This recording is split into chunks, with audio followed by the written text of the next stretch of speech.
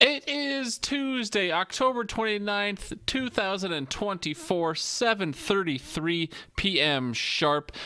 Hello, everybody, and welcome to the 192nd edition of the Hidden Oaks Overdose Football Fix podcast. I am one of your lovely hosts, the Garlic Johnson. We are joined, as always, by our other lovely host, the Joshua Mitchell. Josh, say hi to the folks out there. Hi, folks. We appreciate people who chat along with us in our Discord. We appreciate people who appreciate at Levi Oki Illustration on Instagram. Not a bad Christmas gift. I know multiple times I have opted to go through Carmel Bear to get a nice little Christmas gift, whether it's a unique drawing or, like something you make out of a portrait, or, we use Carmel Bear for a lot of things. But, Christmas is about 2 months away. And, if you want to give a much more unique gift, either for someone special or like remembering a dog or like, a loved one or something, Carmel Bear is great for Christmas gifts, I think. And, Josh, we appreciate you. How are you doing today, buddy? Well, I'm doing. How's it going, Gar? Josh, you sound very somber. I am not convinced of anything after the way you just sounded. Well, I'm great. Josh, who are you trying to convince, me or yourself? Asher's birthday was yesterday, so he's 3. Yep, the big 3. Yep, the big 3, not O. He's still living at home. Oh, what a job. Fucking bum, dude. Get that kid a job. Yep. Oh, my God. But no, it was good. I mean, we took the day off. So last week, probably the week before, maybe even the month before. I don't even know when it started. At some point in time, ever. At some point in time, my brakes on my car started to squeak whenever I come to a stop. There. And I just thought, hey, maybe my car's just like, you know what? Hey, look at this cool cat driving me. They want everybody to look at me, so it's just letting everybody know. Yep. Well, then a week ago, it started to go, wee, go, go, go, go, go, go, go, go. And so I don't even know if my brakes are really working. So I ordered brake pads online. Okay. And I'm going to go to Ricky and Julian's YouTube channel to find out how to change brake pads. As you should. That's where I would go. I'm going to do it myself. Found a few things. They said there's 3 things you should probably be able to do with your car if you want to save money, and that's change a tire. Check. Change your oil. Nah. And change brake pads. Brake pads, they said if you can change a tire, you're halfway there. And it's like, well, okay, I can do that. So I'm halfway there. Figured I'd do it. Nikita's over. She's scared. She's thinking, brakes are kind of important. And I could tell her, I'm going to stop one way or another. If they work, then I did a good job. If they don't work, I'm still going to stop at some point. So it's so we'll see. But it's saving myself, because I remember the last time I went, it cost like $600 for both the front and the back. Oh, sure. And yeah, they don't make it easy. Yeah, it spent $60. So we'll see. I have friends that could help if I needed, but yeah. So that's been part of it. And then obviously fantasy stinks, but how are you, Gar? You know what? I'd say I'm doing good. I don't really have any complaints. No, I'm genuinely, like, I know last week technically my life had calmed down, but I was still coming out of the end of it. And now, like, this past week has been a very chill week. Nothing crazy going on. So it's been nice. I still need to catch up a little bit. I'm sure, as we've all had, when you can get pretty busy and other things, you kind of let probably your main area go. And so I still need to do some cleaning up, or like there's still some things sitting out I need to put away. But overall, I feel good. I was able to just sit and watch football again all day Sunday, so that was nice. And I had some Zoms. We played some Zoms. I had some. Oh, that's right. The new COD came out. I also had some Mexican food over the weekend. La Casita. I mean, how everything's looking up. Everything's coming up, Gar. Yeah. But no, I also wanted to, before we get too far away from it, commend you on being much more of a man than I. I would never change my own brake pads. I can change a tire. I'm never going to change my oil. I might check your oil, if you know what I mean. Every once in a while, I'll get down there and give you a thumb, see what's going on down there. But otherwise, no. I commend you for wanting to be thrifty, and maybe someday I'll get to the point where I need to do things like that financially. But right now, I am thankful that I don't, and I'll happily pay the mechanic so I don't have to fucking worry about it. But yeah, are you on a scale of 1 to 10? How nervous is ye? And how much of that is osmosis from Nikita being nervous, and how much is it you truly being nervous for yourself? Well, it's a little bit of yes and a little bit of maybe. That doesn't answer your question, so that should give everybody an idea as to how prepared I am. All right, I love it. It's yeah, I'm a little nervous, but I did see like on like mechanics and like on Reddit and stuff that there are a lot of people on there saying, you know, I ask for help to change a light bulb sometimes and I manage to figure it out. And I was just like, you know, they ask sometimes for help with the light bulb. I've only had to do it once or twice, so I should be okay. But like I said, the big thing is just having the right tools available. I'm not going to go out and spend $300 on the tools to do it because that's not going to save me a whole lot of money in the long run because this might be the only time I do it. But if I do get this done and I figure it out, it's just like, you know what, Nikita, we might have a side hustle. Oh, really? As in, we no longer have to get brake pads changed because I'm not going to let you go in and spend $700 to get yours changed. Sure. But wow, Josh, look at you. And this is still on the Nissan, right? You're still rocking the, what is it, the Altima? Yeah, that bad boy's that you're gonna see something on the news where it's just a flaming car driving down the highway, and that's gonna be me in it on my way to just buy a new one. It's not, you know, it's had its ups and downs. I actually did do when I was searching 2013 Nissan Altima brake pads. One of the articles that popped up on like the first page of Google, so the more relevant searches was is 2013 Nissan Altima the worst car you could ever possibly buy? That was a legitimate article from a legitimate source. I read it. Legitimate source as in like BuzzFeed or what? No, like Kelly Blue Book and nice. Edmonds or whatever. So yeah. But I've known that for years. But yeah. Gar, you mentioned Mexican food, and I'm guessing you are a little bit more of a you have a little bit more of an expanded palate, so you didn't go with tacos. So let's get you some tacos today, Gar.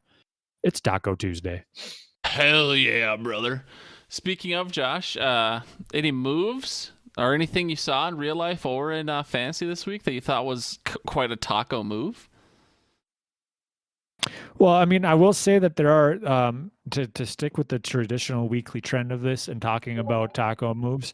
There were a few that stuck out that I wanted to bring up. One being Stevenson or whatever that safety's name for Chicago. Absolutely love the confidence with the guy. Love that it happened to him. Could not have happened to a worse person. I'm just kidding. But I guess he's been doing that all year where he's told Terry McLaurin he ain't nothing or whatever. I don't even know what his exact words were, but he basically called out Terry. Terry hit a 5 for 127-yard stat line. And then he ended up being the guy who tipped the pass into Noah Brown's arms for the win. I love seeing just Reddit explode. I'm also a big fan of the taco move of Anthony Richardson. He's just being honest. I got CP. I needed my leggies got CP, buddy. So I need to take a little city down. And now he's going to be able to rest his legs for the rest of the season, likely. But I do feel bad. He's only 22. And I managed to give him a curse by calling him my dud for the year, but pat on my back, called it. You know what? It is kind of nice to call things sometimes, isn't it? Even if it's to the detriment of someone else, doesn't it just feel good being right? Yeah, I could say it does, but I've never really seen the appeal of him. He's never been an accurate quarterback, proven.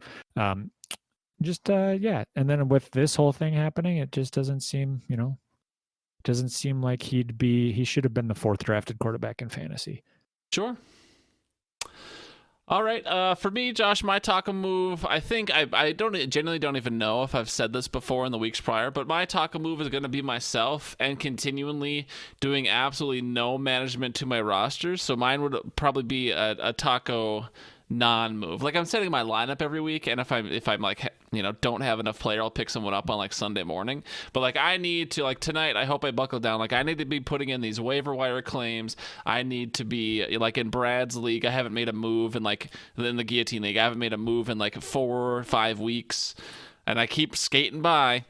But yeah, my taco move is gonna be, or my taco lack of move is gonna be myself because yeah, you can definitely see a different. Like, obviously, not every waiver wire pickup is going to be a season winner. Like, be very impactful.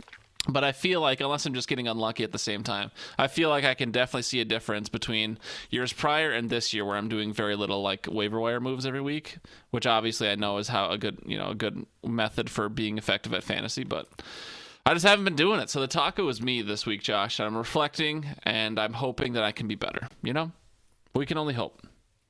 Yeah. All right, Josh, do we want to move on to the Halloween tradition on the Hidden Oaks Overdose Football Fix podcast? Yeah, I think we can. All right. Tell the folks what we're doing. Well, we've always done a kind of a Halloween candy comparison where we take players or coaches, and then we just provide what kind of candy they remind us of. Last year, we had the ever polarizing figure such as Mike McDaniel go as nerd clusters, which was fitting, except now after this season, I would say microwave nerd clusters dipped in pickle juice. Yeah. And then I believe that Kirk Cousins was saltine crackers one as well for candy. Obviously not a candy, but... And those are the ones that I remember. I'm sure that there were some other ones. This year we're just going to kind of... I'm grateful we don't remember, so then I can just repeat some of the shit we said last year. Because if I remember, then I would feel bad and try and come up with something new. But not remembering gives me the freedom to just accidentally repeat something from last year. Yeah, I mean, I could pull it up too. No, I'd prefer you didn't. But okay, but yeah, we're just gonna kind of shoot from the hip. Players that stick out. Doesn't have to be a certain thing. Coaches maybe. Gar, do you have any? I typed out this idea before going outside to play with Kaya for a little bit, and then I just didn't think about it at all. So I don't have anything off the top of my head right now, but I'm sure I'll come up with some things. Fucking God, Josh, you're the worst call. No, I came up with a couple little things. For me, the thing that came to mind absolutely first when you brought this topic back up was the players like the Baker Mayfields or the Jameis Winstons, almost like the players that maybe you weren't a fan of right away. Or maybe that you had like a quick flash with them right away, and then they faded into the background for a while, and now they're back. So either way, but candies that have grown on you essentially, whether they did it from the bottom or had that more of a U shape type curve. But for me, I came up with like a Hershey's with almonds, because like as a kid, why the fuck would I want a chocolate bar with nuts in it? Like that would be like, that's disgusting, that's stupid. Snickers? Why would I want? Okay, Snickers is different. Okay, I'm talking just raw chocolate and almonds, Josh. Almonds. But now, as an adult, I'm like, you know what? I do appreciate a nice crunch, specifically that almond, almost barky crunch in this Hershey's bar. That's delicious to me. Or like even a chocolate-covered raisin or a chocolate-covered peanut. Those, as a kid, you would never pick out those candies. But for me now, like if I'm buying candy for myself, which I don't do very often unless I'm like going to the movies, like a chocolate covered peanut would be definitely certainly within the top 10, maybe within the top 5 of things I would buy out, So it's just like, at first, or when you were younger, you're like, this 30 and 30 Jameis Winston, he's a fucking bozo. This Baker Mayfield, he's a weirdo. But now you're like, you know what? This is pretty fucking solid. So whether my palate changed or the player changed, I can't say or speak to, but that was the first thing that came to mind. In that vamping, have you come up with anything or no? Well, yeah, I mean, so as I was talking and saying I didn't have anything, the one that popped in my mind, he's a player close to my heart because he's on my team, but Jordan Love, we know what we're going to get, and we know, but we don't know at the same time. it's one of those conundrums. We know he's going to have a pass or two that are going to get intercepted, but we don't know if the remainder of the game is going to be him, being hurt, or if he's going to throw for 4 touchdowns and 300 yards. So to me, he is one of those mystery airheads. You know what flavor it is. It's white cherry, but it's mystery. And so it's like that. The mystery comes in with, how good is he gonna be? But then like the fact that it's not a mystery because it's always that cherry flavor. It's that's that interception that he's guaranteed to throw. So yeah, Jordan Love is that mystery airhead in my mind. All right, Josh, what about, and I think your brain will go to the same place mine is, but what would you think, who would you compare to like a Hubba Bubba, or like that really sugary gum that's like a really quick hit and then it like fades very quickly and then you're just chewing on like a blob of gray, like it feels like in your mouth. But initially, at the very beginning, Hubba Bubba is very exciting. Anyone come to mind in particular? Because I have a player, but oh boy, there's probably a lot that fall under that category. My entire team being one of them. I would go with. Oh God, who's on your mind? That's a good question. For me, it was Anthony Richardson. I think coming out of college, and this is going over not just this year, this is going over the past 2 years. It would be coming out of college. He was very exciting, right? That RAS, the raw athletic or the real athletic score. It's like, oh my God, this guy's going to be such a freak. And I know earlier you're like, yeah, he's never been an accurate passer, but everyone, at least from a fantasy perspective, was like very excited about Anthony Richardson. And then going into this year, because he spent so much time hurt last year, we didn't get a full body of work. And so I think Anthony Richardson was like that Hubba Bubba. He was very exciting. And now that we've seen him just play and even tap out of a game, like that's literally like the flavor leaving the gum was Anthony Richardson tapping himself out of the play on Sunday. So Anthony Richardson is who came to my mind. But now that we're here, just to go on a quick side tangent, what did you think about that? What do you think about Anthony Richardson pulling himself out of the game? First off, uncle. That's what I had alluded to in my Taco Tuesday, was just him taking himself out of the game because he's sleepy. He's just, oh no, I tired. I just, first off, anybody that does that is not in the right mindset to play quarterback in the NFL. That's one thing. Sure. Second thing, you have an entire quarter and probably 20, 30 minutes post-game to think of why you would have done that because you're going to get asked. And yet you still say you're tired. So that just tells me this guy is, he's Hubba Bubba, but there's no nutrition facts on it because he's just blank inside. Nobody with any sort of like wherewithal to know that is not what you should do should say that during their post-game. Say, the wind got knocked out of me. Or I thought I felt a pop in my hip and I wanted to get it checked out. Don't say I was sleepy. It's honestly the most disappointing thing. Yes, I projected him to be a dud. Yes, I'm happy I was right. But my goodness, I've seen tougher things come out, like when I'm changing Asher's diaper. Meaning, yeah, man, I get it. He's softer than baby turds. Those can be pretty soft. All right, Josh, let's go with let's come up with one more candy here. What would you, unless did you come up with something in the meantime or no? Otherwise, I just want to throw out a candy and we'll pick up something. I'm going to go with, so this one came to my mind, Jalen Hurts. When I, for some reason, I see him, I watch him play, I see his kind of games and his stats and everything, and I think jawbreaker. Yeah, they talk about his squats, but it's like he's in the beginning of the games, I'm always sitting there and I'm just like, what's the point of this? Why did I start him? This is stupid. And same whenever I have a jawbreaker, it's like, come on, just let me eat a candy. I don't want to sit here sucking on this ball. I'm not, that's not my style. And Jalen Hurts, and then as time goes on, it's just like, all right, finally getting some different flavors other than blah.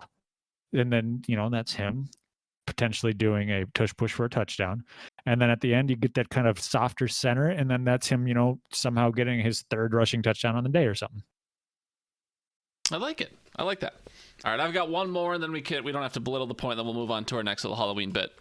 Josh, this I think of this player and this candy as actually it's associated with you, because I know I don't feel the same way as you do about this player and this associated candy, but I think this makes the most sense to me.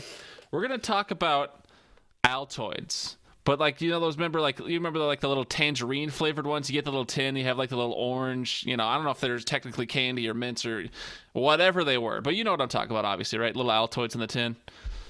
Yeah, Dak Prescott. Yeah, those things were no. I would say those things were always solid. And if you bought one of those today, you would enjoy them, right? Like, you're like, this is solid, but for whatever reason, we just stopped at a certain point. We just decided we're not buying these anymore. But you would agree, if you picked up a little tin of tangerine Altoids, you would enjoy that a lot, right? Like, you'd eat the whole container. Yeah. To me, Josh, maybe for whatever reason, this player fell out of favor with you, despite the fact that they have always and will always be solid, and that's Mike Evans. Mike Evans was very excited at the beginning. Everyone liked him. And he would stay, up until getting injured this year. He's had the 1,000-yard season every single year. But for whatever reason, we just stopped, you at least specifically, maybe you've said it's the volatility in the past or whatever, but Mike Evans has always and will always be solid, whether you like, whether we're buying him or not. Is that a good enough analogy or no? Yeah, I like that one. I do have one more, and I'll make it quick. But Sure. Whenever you go to a vending machine and you look in there, you always see the packs of gum going, who the heck is going to buy gum out of a vending machine? They're just meant to sit there forever. Yep. That, to me, that is Christian McCaffrey this year. Really? He's just going to sit on my bench forever because he's not going to play. I don't care what they're saying week 10. They're going to ramp him back up. But, am I hoping he plays? Absolutely. Like gum, yeah, I would love some gum, but I'm not going to spend money at a vending machine when I have a bunch of other options. But nope. Maybe that's a bad analogy. I just wanted to point out that Christian McCaffrey's still sitting on my bench and he stinks. All right. I just want to throw out a candy, and then I promise we will move on. I just want to throw out a candy and see if a player comes to mind for you at first, and if not, we'll just move on, because I genuinely don't have a player in mind, but I pulled up a list of candy, I want to throw out a player. I don't want to see what candy comes to your mind. What do we think about Joe Flacco? This player that he was solid for a while, had that Super Bowl MVP season, was really good in the playoffs, and then he's fallen off, but he just keeps coming back. It's similar to the Hershey's with almonds thing I talked about earlier, but Joe Flacco has had many more resurgences than just I thought this was bad and now I think this is good. Joe Flacco was like, bam, I'm a Brown, bam, I'm a Colt, bam. What do we think about? Do we think of anything that comes to mind for Joe Flacco immediately or no? And if not, we can move on. Well, see, you made it sound like he fades away. He's always been a solid backup quarterback. I think, like, no matter what team, because even when he was with the Jets, he had a solid backup moment. And for me, a solid backup, it's not going to be when you're hungry you want a Snickers, so that would be your starter. Solid backup, Milky Way. He's just a Milky Way. Okay, Milky Way, sure. I like that analogy, because I would never buy a Milky Way, but if Milky Ways were around, and especially if it was a limited options, I'd eat the fucking Milky Way, absolutely. I like that. Yeah, like if I'm sitting there and somebody offers, if they come up with 2 full-size candy bars or 2, snack-size candy bars, whatever, and it's like there's a child next to me and he really wants that Snickers. If his parents are around, I'll let him have the Snickers. If not, I'm fighting him for it. But if the parents are around, he can have the Snickers, and I will settle with the backup Milky Way. So it's like I'm not going to be disappointed with my choice because it's still good candy, but it's not the first option. I gotcha. All right, Josh, we don't want to sit here longer than we have to, so let's move on. One other thing we want to do, Josh, is we want to build the most spooky quarterback.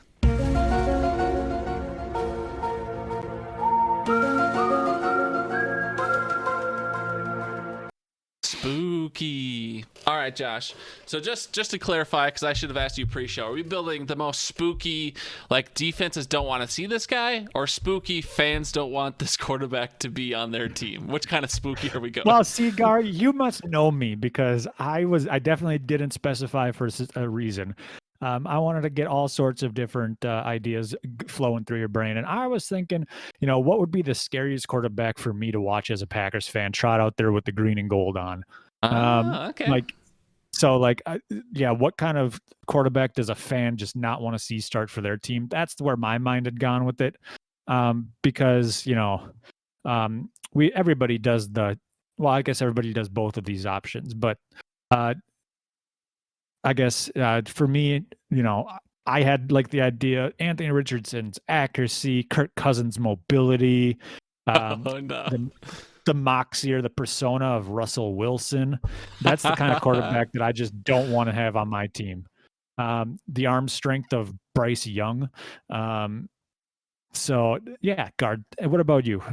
We can make it a quick bit. That would be my scary quarterback there. Oh God. I mean, yeah, and I knew you had prompted me with this, and unfortunately, I don't have anything great off the top of my head.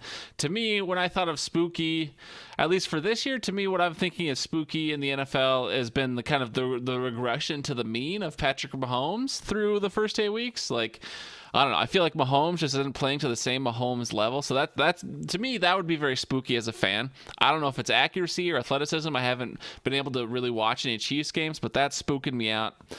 Athleticism. Oh man. I mean, obviously Kirk Cousins will always be a solid choice for that. I mean, the athleticism of Peyton Manning would be scary as well. That guy, that guy's more of a statue than anything else. There's that one highlight clip that comes around the internet sphere maybe once or twice a year where you see him. He did the one naked bootleg and just ran right into the end zone. Right. That might be his only rushing touchdown. I really have no idea. And then Moxie, yeah, who just. Like, so obviously the pinnacle of Moxie would be Gardner Minshew. So then what would be the absolute opposite of that? I think Russell Wilson for sure was a good pick by you. God, who else? I mean, It's just that. I mean, it doesn't have to be like the moxie. It could be, like his off-field persona. I also thought like the pregame speeches Jameis gives. oh, That would Josh, be that's get out of my mind, bro. Jameis just came to, and I'll let you finish. I'm sorry, but Jameis just came to my mind because I was like, that would be spooky to me only because I feel like Jameis would be so unpredictable. Like, I don't know what the fuck is going to come out of his mouth next, So almost not quite as similar to Cam Newton, but they would just say some wild shit every once in a while and be like, that's spooky from a fan perspective, especially in the day and age of getting canceled, because it's like, oh my God, why would they say that? Why would they do that? But Jameis has always been, I think, happy-go-lucky, whereas Cam has maybe been a little more controversial, but that came to my mind as well. Yeah, absolutely. Yeah, so those are some scary quarterbacks. Can't wait to have both of them can't wait for both of them to be on the Minnesota Vikings in 3 years. The most spooky quarterback of all time, though, if we're talking from a fan of the team perspective, your team is in the absolute dumpster fire of the NFL if you're starting like a Nathan Peterman. I don't know how that guy journeyed around the NFL so much. I think mostly it was because John Gruden was a fan. But I don't know, that quarterback also came to my mind as like, your team is in for some dark days if Nathan Peterman is starting for you. So, yep. I would also say that the scariest, like a bonus here, scary head coach with just pulling one from the league, Stefanski. Because anybody that can walk out there and tell everybody week to week that Deshaun Watson gives you the best chance to win games, and then have Jameis Winston come in and throw for 300 yards and 3 touchdowns and get a win against the top team, one of the top teams in the NFL, that's pretty scary because he came out there with a straight face every single week after an abysmal performance at quarterback and said, Deshaun gives us the best chance to win. Spooky. Did he say it just like that? I haven't been watching the press conferences. Oh, shit. He probably said it with pinwheels and whatever in his hands because he's, a little child. Moving on, since we are behind because we had fun with the candy bit. That's Gar, okay. How salty are you? Oh, Josh, my level of salt is a very extra medium, as it has been all year. I went 5-3 this past week, which sounds good, but overall, brag about it. Yeah, I know, but overall, I'm still only 33-31 on the season. So obviously that's just a hair above 50%, batting 500. If I were playing every team in every league, I would have went 45-38 last week, which is good for 54.22 winning. And then on the season, playing every team every week using the intellectual property of Joshua Allen Bunker Incorporated, I would be 386 and 368.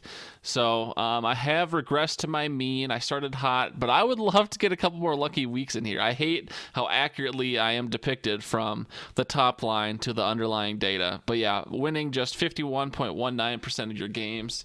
That's a rough season, especially when my absolute worst league is my most expensive one. I'm 2-6 as it reads in the league. I would be 35-53.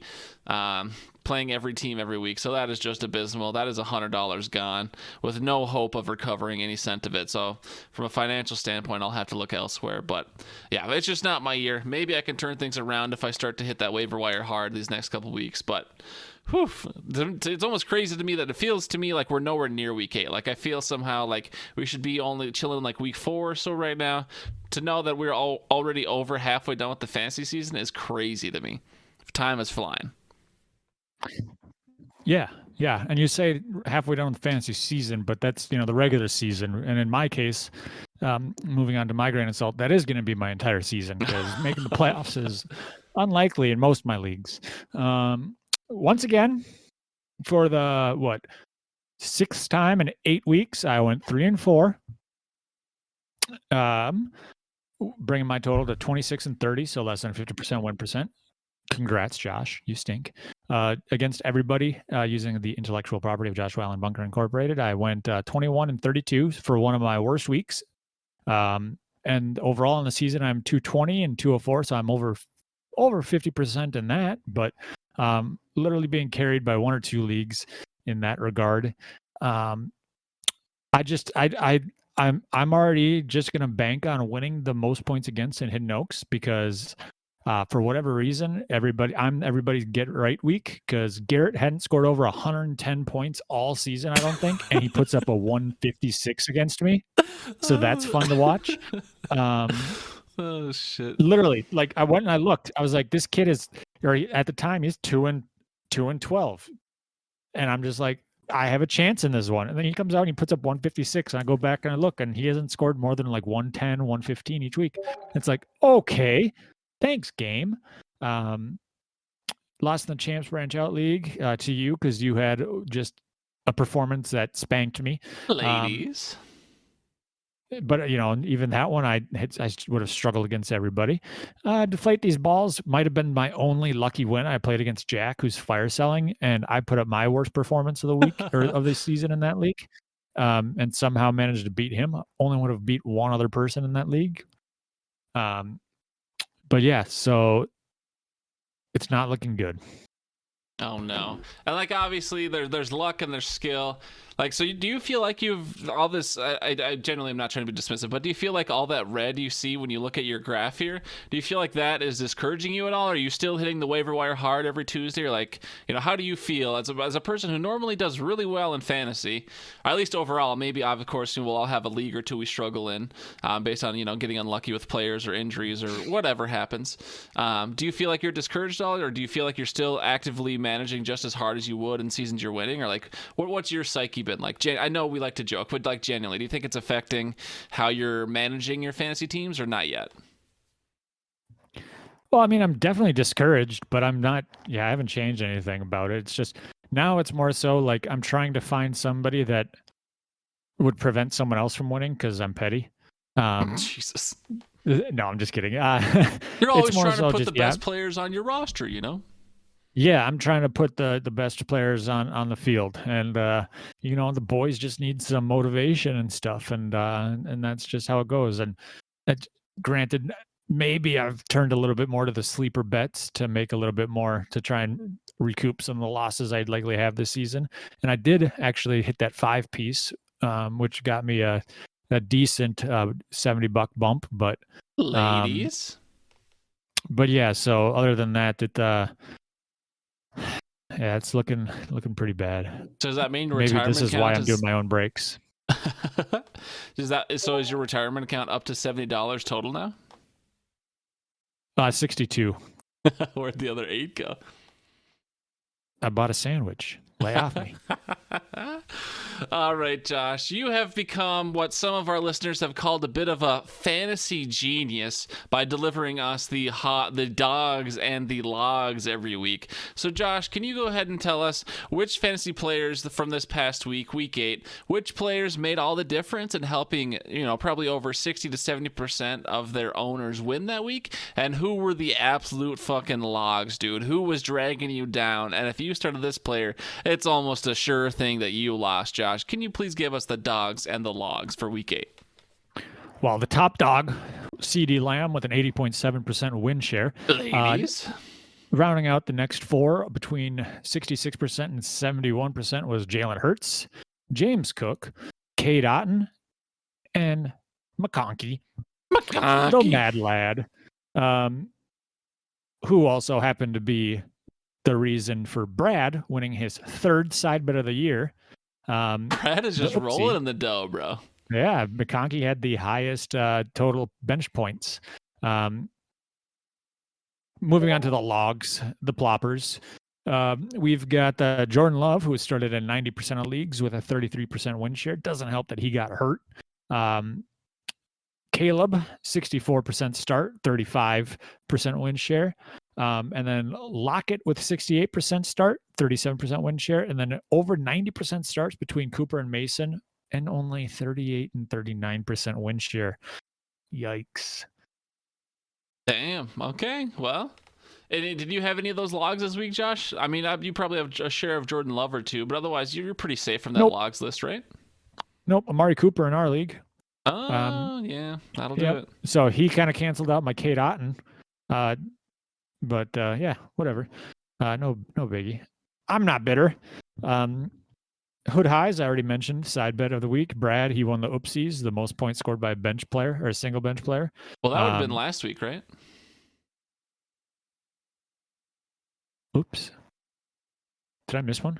Did we not do a podcast one week? Oops. We definitely did not do a podcast one week. When I was in Vegas, we missed a week. But it doesn't matter. Okay. So Brad week 8 is oopsies. Which one did we miss? You tell me. Oh, we missed Bullseye. So the closest to the projection, and that was Jeremy. I was just going to say, I believe you said Jeremy. I think you said it out loud last week. But okay, so Jeremy got that one. Yeah. All right. Yep. And I'll point out that this is the 5th time in 8 weeks that I've been a top 3 finisher and in the side bet. Never won. Wow. Do you think the fix is in? This week? Yep, totally. This week is photo finish. So the winning team with the lowest margin of victory. What do you think? Just throw your prediction out right now. Who do you think that is, Josh? Well, it's not going to be me because I'd have to win my game. So it's probably whoever's playing against me to give me a heart attack, or it's going to be Brad again because why not? Dude, Brad, you think Brad's going to get 4 in 9 weeks? Maybe. He probably hasn't checked his roster in 6 weeks. Could be. All right. Brad was actually just over at the house yesterday helping you with some stuff. Shout out. All right, Josh, I do have an update for the NFL Player Exchange, so we will quickly go through that, and then we will get the heck out of here. So, Josh, as you know, we have been tracking this. We've been playing this since week 2. And I've been updating more so bi-weekly. So the last update was after week 6, and we are now after week 8.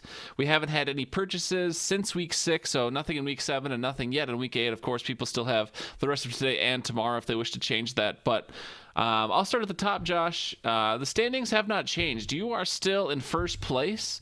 You made a couple purchases in week 6, just 2 of them. Overall, your portfolio has increased another $20-ish, about 22 it looks like off the top of my head, 23. And your cash is a little bit down, but overall you have appreciated an additional $7, and so you're in first place with a total value of 158.58.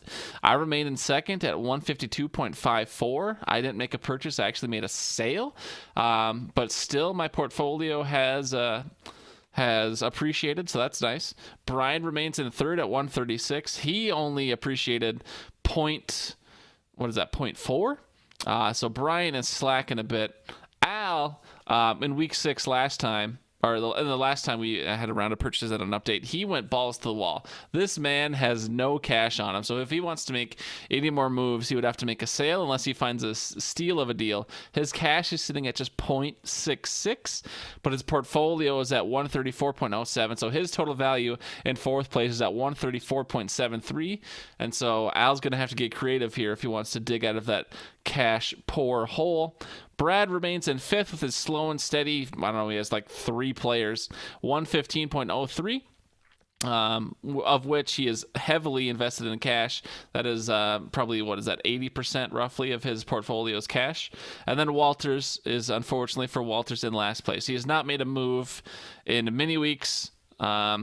His portfolio did appreciate $2 more, exactly 2 points. So I guess he's got that going for him. But Walters is in last place at 110.45. Josh, how do you feel about being in first place 2 weeks in a row now? You took the throne from Brian, who we all thought was going to go crazy balls to the wall, and he still might. There's still a lot of weeks left for regular season fantasy. How do you feel about being in first place still, having made no moves in the last 2 weeks? I'm pretty happy about it because cashing out at the end of this season, you're probably going to pay me back all the money that I've lost in entry fees. So yeah, that's for good, sure. right? Yeah, that's exactly what's going to happen. No, but it is. Is there? So obviously, if you click on that second tab there, you can see the player exchange, all the players in your portfolio currently. Is there any players you think on the horizon you might sell that you can see your initial buy price and then what they're worth this week, if you do enough scrolling or just zooming out? Is there anyone you think it might be time to get out of the portfolio? Of course, some players have gone up and down for you now. So I don't know if that would make you panic at all if you just want to ride it out. But a player like Brandon Ayuk, you bought him for about 6.5. He went up to 7.5, up to almost 10, and now he's back down to 9. I sold him. Oh, did you just sell him I right marked now? the sale. Oh, I marked the sale before the show started on him and Cam Akers. I see that now. Okay, so do you feel like that made you panic a little bit that he went back down, or do you think it was the time to sell was right anyways? Well, I think that, him having his ACL torn and out for the rest of the year probably is a good time for just selling. Okay, I forgot about that, but the point still stands with Cam Akers as well. Yeah, and then Cam Akers being a third stringer in Minnesota is another reason. Yeah, I mean, there's some guys on here that I'm holding out hope. The Jameis buy for 0.25, I'm going to hold out just because, his 5.51 is, I don't know how accurate that is, but well, are you saying you saying I'm having data entry errors, sir? No. Yeah, don't you fucking question me, okay? Okay. No, I'm sure I'm sure there were multiple games where he went out there and took a knee or something. So, but because I know the last 2 weeks he's performed well, but no, as I looked it up in Sleeper today, his PPR average was 5.51. So we expect that to, I don't know if skyrocket's the right word, but we certainly expect that to stay up because we assume he'll start the rest of the year. So it'll be fine. Yeah, just hodl that Winston, dude, just like you did all your GameStop shares. Yeah. Exactly. Or did you get it on GameStop or did you get it on the AMC? I remember you got it on one of them, but during the I got it on both.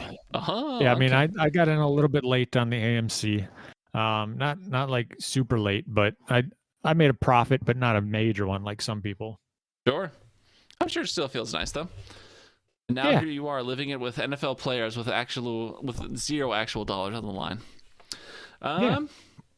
All right, Josh. I mean, that's the show. Unless you've got anything else, man. I think we both want to get out of here. I think 40 minutes is a good, solid pod. Yeah, no, I think that this is a good time. Probably gonna go check and see what the wife is doing. Maybe I might have some cookies and ice cream. Who knows? And then I might hop on the COD. Who knows? Wow, get some more zombie killing under your belt. I mean, if that's what the heart's feeling. But of course, you gotta get the ice cream. And what do you think prioritize that list, Josh? You said talking to the wife, ice cream and cookies. And COD, I think, were the 3 things I heard. I assume ice cream and cookies is the top of the list, and then Kita second, or? Well, no, because I can multitask and do both those at the same time.